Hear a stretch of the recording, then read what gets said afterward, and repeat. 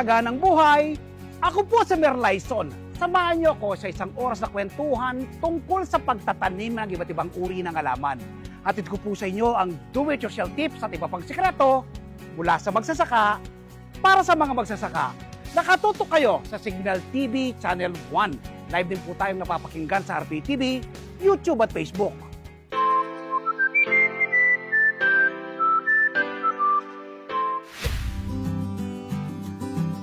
Matapos ang 4 na taon, bisitahin po natin ngayon ang garden ng inyong lingkod. Una po, nandito tayo ngayon sa aking tanim na pakwan. No? Ito po yung ating tanim na pakwan. Ano po ito? Direct planting po siya from plantation. Ito po, nasa ano na po ngayon to, 1.5 months. At meron na po siyang bunga. So kita nyo po, may bunga na. Yan, may bunga na. At meron pa po siyang maliliit na bunga, kasalukuyan siya nagpa-flower. Meron po ako dyan ng melon.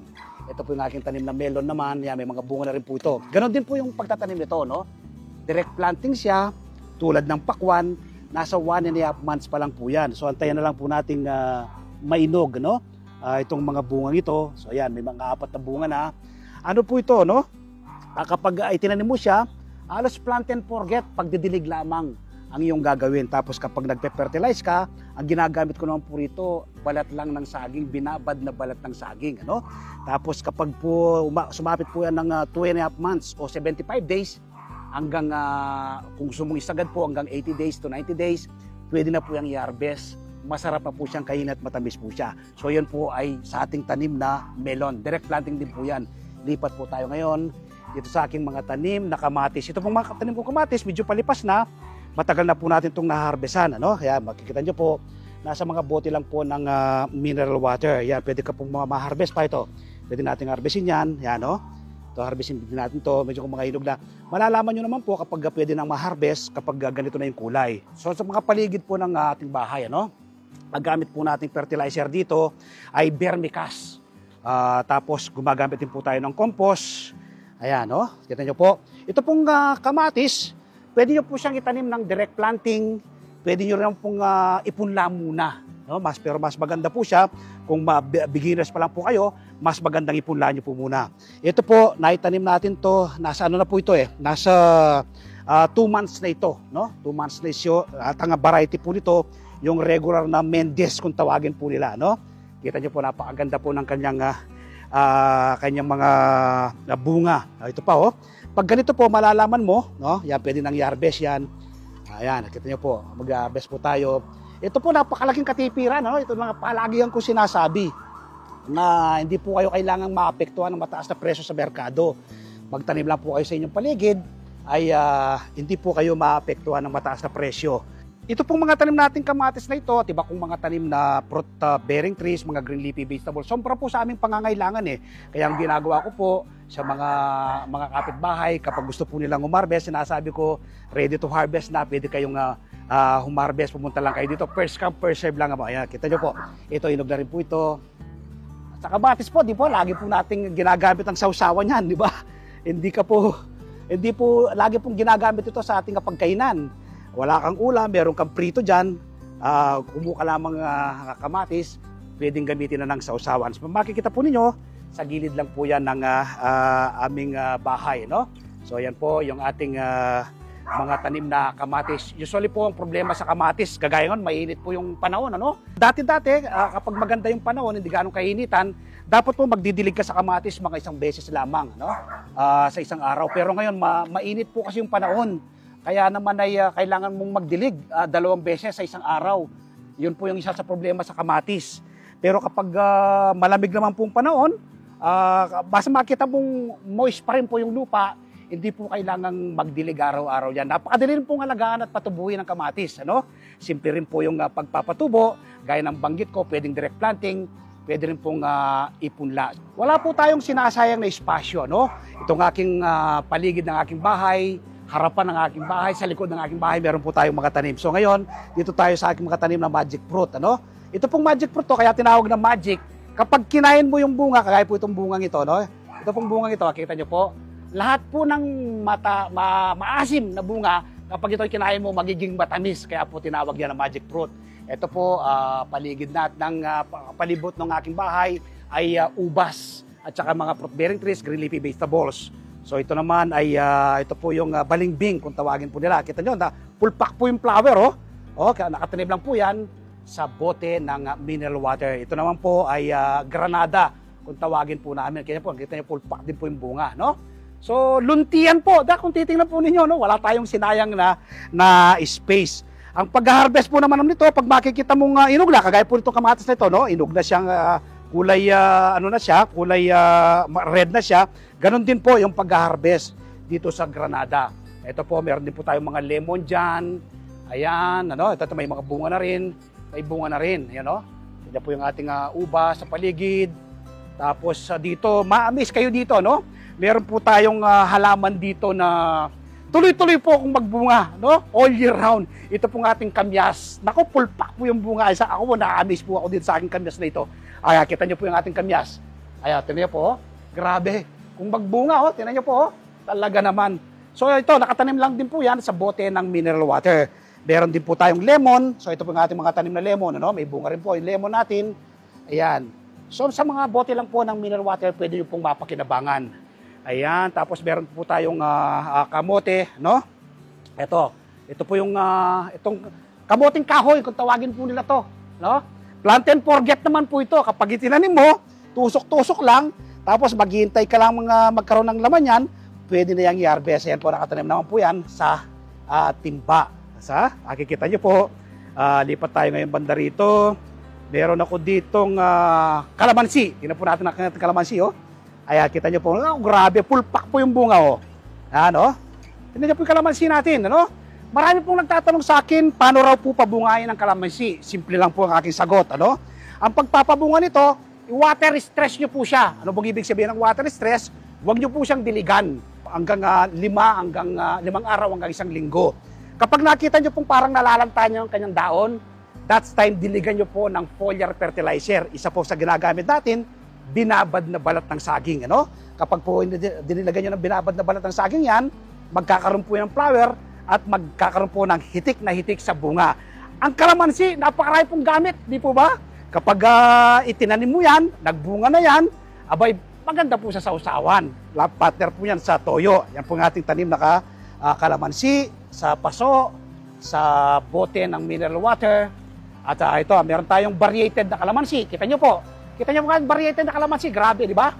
Full pack po yung bunga. Yan o, tingnan niyo po. Di ba? Grabe. Tapos, meron po akong isa sa pinagmamalaki kong prutas dito, yung aking comcat. Kita niyo po ang ating comcat, oh. Yan o. Itinatanim po yung comcat through Marcot method. Pwede rin po siyang seeds, pero ang pinaka-the best yung Marcot. Kapag minarcot mo siya, ibig sabihin, pinaugat mo siya, mas makakasigurado kang mabilis siyang magbunga, at madali siyang alagaan. So, yan po yung ating tanim na comcat. Yan, o, kita nyo po.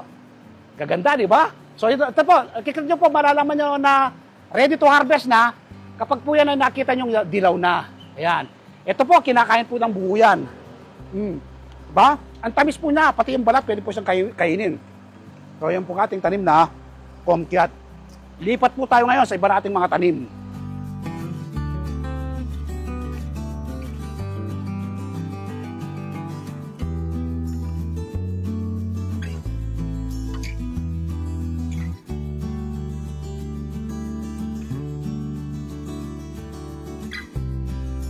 Dito naman po tayo sa ibang tanim. Ito po hindi po pag-aari itong lupa na to, no? Nakiusap lang ako na gamitin ko yung lupa niya kasi maganda yung sikat ng araw. Ang tanim po natin dito, kalabasa, upo, meron tayong sigarilyas, meron tayong ampalaya. Kita nyo po na nilagyan ko ng bagging dyan, kaya naka-bagging na po at dami na pong mga bunga. So yun po, nakatanim lang po yan sa mga timba. Kita nyo po, diba? Si timba, simentadong kalsada to. Pwede po kayong magtanim, pwede nyo po gayahin ito ating ginagawang ito. Kita nyo po yung mga bunga ng ating tanim na ampalaya. Yan po, nakabiti na po sila. Okay, lipat po tayo ngayon sa ibang mga tanim.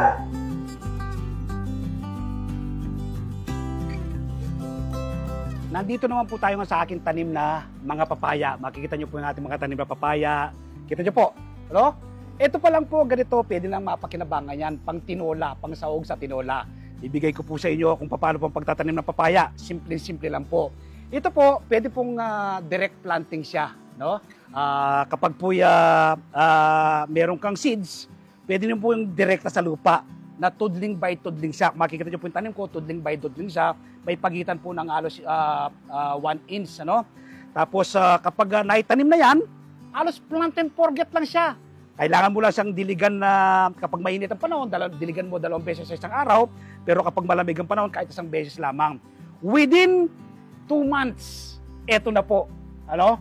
Magkakaroon na po ng bunga at makaka-harvest ka na. Kapag bata pang ganito, pwede na yung i-harvest. Pero kapag gusto nyo pong pahinugin yan, malalaman mo yan magiging dilaw po itong kanyang kulay ng kanyang balat. That's time, pwede na po siyang i-harvest. Napakadami pong taglay na iba't ibang health benefits sa ating katawan ng papaya. Kita mo, itong tanim natin ito, kung tawagin po namin to ay Red Lady na papaya. Minsan po, nagkakaroon tayo ng tanim na papaya na lalaki. Huwag nyo pong patayin yun, ano? Sa halip ay pabungahin nyo po. Ang ginagawa po nyo kapag nakapagtanim kayo ng papayang lalaki, meron tumubo na lalaki, bibiyakin lang po itong mismong gitna nitong kanyang puno. Tapos lalagyan nyo po ng pinakatulos yan. Magkakaroon na po yan ng flower at bunga tulad po ng babaeng papaya. So don't forget, inuulit ko kapag meron pong lalaking papaya na tumubo sa inyong mga tanim, huwag nyo pong patayin. Sa halip ay pabungahin po ninyo yung tanim na papaya. So lipat po tayo ngayon sa iba kong mga tanim.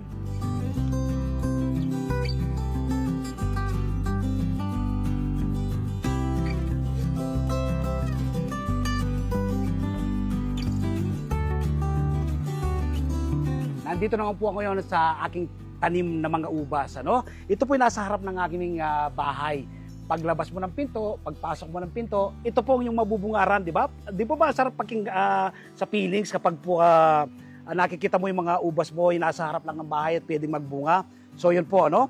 Ito pong variety nito ay Brazilian variety. Ito po yung matamis na ubas. Kita nyo po yung kanyang mga bunga. Yan po yung mga bunga. Ayan po yung mga bunga. Yun.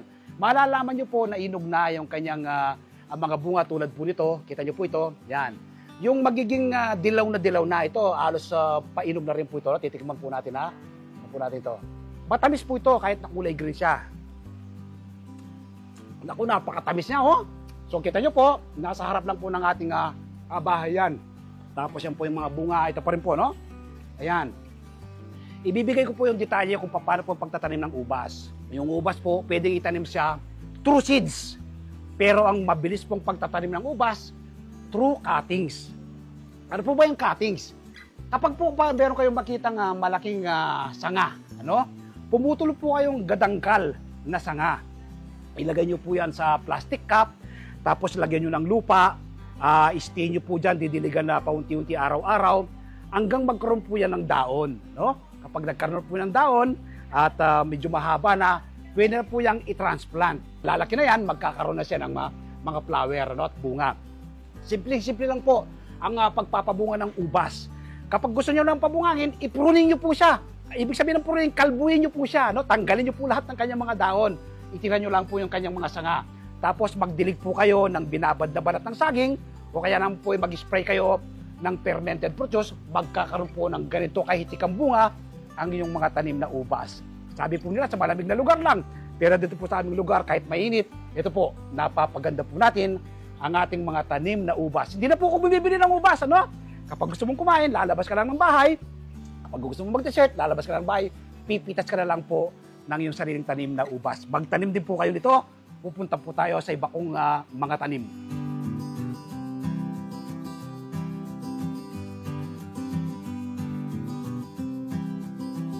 Ito po yung ating mga tanim na stevia, no? Natural sweetener po ito, no? Hindi ka po kailangan ng kapag kumuha po kayo ng daon ito, tinikman nyo, matamis na po yung kanyang lasa. So ito po yung ginagamit na minsan sa pangkape, no? Alternate po sa sugar, no? So ito po yung ating tanim na stevia. Meron tayo dyan talong, ayan, no? Tapos meron tayo ditong isa sa aking pinagmamalaki rito. Yan, meron tayong spring onion. So ito po ang ating mga spring onion. Nakatanim lang po yan sa mga bote ng mineral water, makikita po ninyo, no? Okay, dito po tayo ngayon sa ating tanim na asparagus. Makikita po ninyo, may ready to harvest na, no? Nakatanim lang po yan sa mga bote ng mineral water.